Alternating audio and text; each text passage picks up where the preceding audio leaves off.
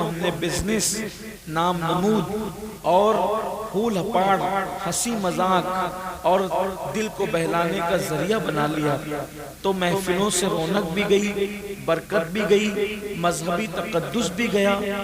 آپ سے میں کوئی ناراض نہیں ہوں، لوگ میرے کپڑے پھاڑ دیتے ہیں، میرا امامہ ٹوپی چھین لے جاتے ہیں، میں اس پہ بھی ناراض نہیں ہوتا۔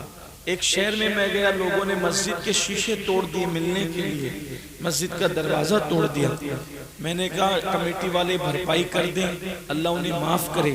ہم ناراض نہیں ہوتے کیونکہ آپ جو کرتے ہیں وہ محبت میں کرتے ہیں، عقیدت میں کرتے ہیں، لیکن ہم تو انسان ہیں، آپ سے ناراض نہیں ہوں گے، لیکن وہ غیرت والا خدا اگر آپ سے بھی ناراض ہو گیا اور مجھ سے بھی ناراض ہو گیا تو ہماری دنیا بھی برباد ہو گئی اور آخرت بھی برباد ہو گئی۔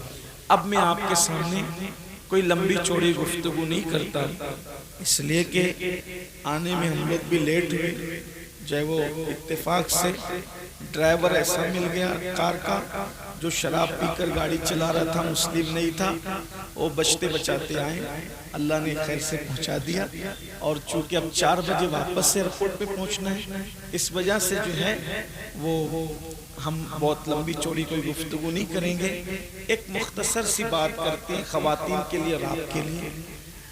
آج کل ہر مسلمان بھائی کا، بہن کا ایک دل کا یہ خیال ہے، لوگوں کی ایک تمنا ہے کہ میری جلدی سے حاضری مدینہ منورہ میں ہو، میں جلدی سے مدینہ منورہ دیکھ لوں اور میری حاضری مدینہ طیبہ۔ جب بھی لوگ حج کو جاتے ہیں، عمرہ کو جاتے ہیں، تو ان کی یہ جو دوسروں کو جاتے ہوئے دیکھتے ہیں تو ان کی تمنا ہوتی ہے، تڑپ ہوتی ہے کہ میں بھی مدینہ شریف جاؤں۔ اور پھر ایک دل میں لوگوں کے خیال پیدا ہوتا ہے کہ مدینہ شریف وہی لوگ جاتے ہیں جو مالدار لوگ ہیں، جو مالدار ہیں وہی مدینہ شریف جاتے ہیں اور غریب مدینہ شریف نہیں جاتا۔ یہ بات آپ اپنے دماغ سے نکال دیں، مدینہ منورہ نہ غریب جاتا ہے نہ امیر جاتا ہے، مدینہ منورہ نہ بادشاہ جاتا ہے نہ ہی رعایا جاتی ہے، مدینہ منورہ صرف وہ جاتا ہے جس کو مدینے کے تاجدار بلا لیا کرتے ہیں، جسے چاہا اپنا بنا لیا، جسے چاہا در پہ بلا لیا۔ یہ بڑے کرم کے ہیں فیصلے، یہ بڑے نصیب کی بات ہے۔ اگر مدینہ منورہ جانے کا آپ کا پلان ہے تو کثرت کے ساتھ اللہ کے رسول صلی اللہ علیہ وآلہ وسلم پر درود پڑھیے اور اس نیت سے پڑھیے کہ اللہ اس کے رسول راضی ہو جائیں۔ اگر بس کرم کی نظر ہوئی تو 2 کاموں میں سے ایک کام ہو سکتا ہے، یا تو وہ خود تشریف لے آئیں گے یا پھر وہ آپ کو بلا لیں گے۔ آپ درود پڑھیں کثرت کے ساتھ، لیکن یہ کثرت سے درود بھی پڑھنا ایک اس وقت آپ کو فائدہ پہنچائے گا جب آپ نمازوں کی پابندی کے ساتھ درود شریف پڑھیں گے۔ اگر آپ نماز نہیں پڑھتے اور آپ درود شریف پڑھ رہے ہیں، آپ کو ثواب تو ملے گا لیکن درود کی مکمل برکتیں آپ کو نصیب نہیں ہوگی۔ کسی بھی عمل کی برکت بغیر نماز کے آپ کو مکمل طور پر کبھی نصیب نہیں ہو سکتی۔ اس سلسلے میں ایک بات عرض کرتا ہوں اور بات مکمل کرتا ہوں، درود شریف وہ عمل ہے کہ اگر مچھلی پڑتی ہے تو اللہ مچھلی پر آگ کو حرام کر دیتا ہے۔ درود شریف وہ عمل ہے اگر شہد کی مکھی پڑتی ہے تو اللہ تبارک و تعالی کڑوے کسیلے رسوں کو جو ہے وہ شہد میں تبدیل فرما دیتا ہے۔ درود شریف اگر کوئی مصیبت میں پڑے اللہ اس کی مصیبتوں کو دور کرتا ہے۔ درود شریف اگر کوئی خوشیوں میں پڑے اللہ خوشیوں میں اضافہ فرماتا ہے۔ اس سلسلے میں ہماری کتابوں میں لکھا ہوا ہے کہ ایک عاشق رسول تھا اور بڑا غریب تھا اور اس کا کام تھا سنگ تراشی، یعنی پتھروں کو تراشنا۔ وہ پتھروں کو تراشتا تھا۔ یاد رکھنا ہم حضور سے عشق کی بہت باتیں کرتے ہیں، محبت کی بہت باتیں کرتے ہیں، مجھے سنیوں سے شکایت یہ ہے ہم نے عشق کی باتیں بہت کی لیکن ہم نے رسول اللہ سے ویسا عشق نہیں کیا جیسی ہم نے باتیں کی، جیسے نعرے نعرے لگائے، ویسے ہم نے حضور سے عشق نہیں کیا، حضور سے ویسی محبت نہیں کی۔ میرے بھائی، جو جس سے عشق کرتا ہے وہ ہر دم اس کا ذکر کرتا ہے، جو جس سے عشق کرتا ہے وہ ہر دم اس کو یاد رکھتا ہے، جو جس سے عشق کرتا ہے وہ اس پر مر مٹنے کا جذبہ رکھتا ہے۔ ارے نادان، کبھی پتنگوں سے ہی سیکھ لیا ہوتا۔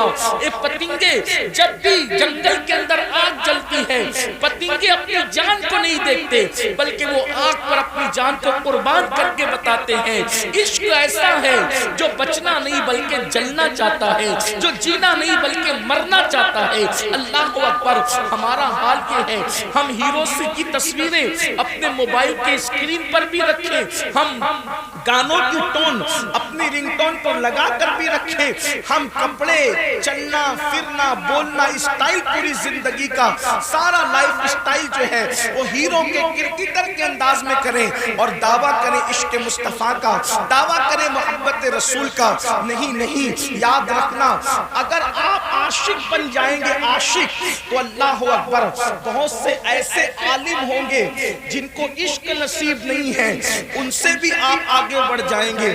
بہت سے ایسے عبادت گزار ہوں گے جن کے پاس عشق نہیں ہے، ان سے بھی آپ آگے بڑھ جائیں گے۔ بہت سے ایسے حاجی ہوں گے جن کے پاس عشق نہیں ہے، ان سے بھی آپ آگے بڑھ جائیں گے، اس لیے کہ عشق وہاں لے جاتا ہے جہاں فرشتوں کے پر بھی تھکتے نظر آتے ہیں۔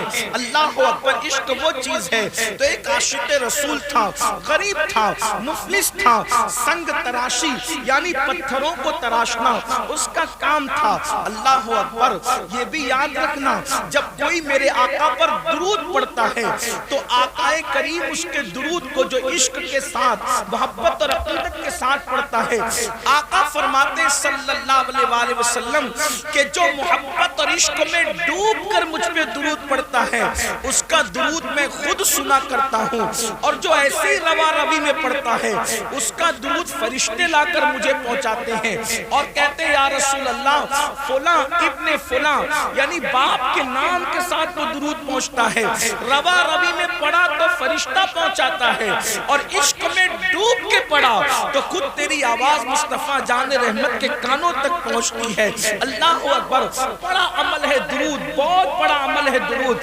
درود کبھی مردود نہیں ہے، اور درود پڑھنے والا بھی کبھی مردود نہیں ہے۔ جو کثرت سے درود پڑھتا ہے مرنے کے بعد اس کا کفن بھی میلا نہیں ہوتا، اس کے جسم کو قبر کی مٹی نہیں کھاتی۔ یہ درود بہت بڑی چیز ہے۔ بچے کو درود کی کثرت کروا دو، خود بھی اٹھتے بیٹھتے چلتے پھرتے وضو بے وضو درود شریف پڑھتے رہو۔ با وضو پڑھو تو مقدر کی معراج ہے، لیکن اگر کبھی وضو سنبھال نہ سکو اور کسی وجہ سے بے وضو پڑھنا چاہے تو بے وضو بھی درود پڑھنے کی اجازت ہے۔ بہنوں سے بھی کہتا ہوں، اگر اپنے بچوں کو نیک دیکھنا چاہتی ہو تو جب تم کھانا بنایا کرو تو درود شریف پڑھتے بنایا کرو۔ اگر چاہتی ہو کہ تمہارے شوہر کے دل میں تمہاری محبت پیدا ہو جائے تو درود شریف پڑھتے ہوئے کھانا بنایا کرو۔ اس سے بڑا تعویذ کوئی نہیں ہے، ہر درد کی دوا ہے۔ صلی علی محمد، تعویذ ہر بلا ہے۔ صلی علی محمد، اللہ اکبر! تو وہ سنگ تراش تھا، پتھروں کو تراشتا تھا۔ درود شریف کی ایک مقبول کتاب ہے، مقبول ترین کتاب جس کو دلائل الخیرات شریف کہتے ہیں، وہ اس کے 7 باب ہے، اس کے 7 چیپٹر ہیں، اور اس نے، اس سنگ تراش نے، اس پتھر تراش نے، پتھروں کو تراشنے والے اس بندے نے پوری دلائل الخیرات شریف کو حفظ کر رکھی تھی، زبانی یاد کر رکھی تھی، اور جب بھی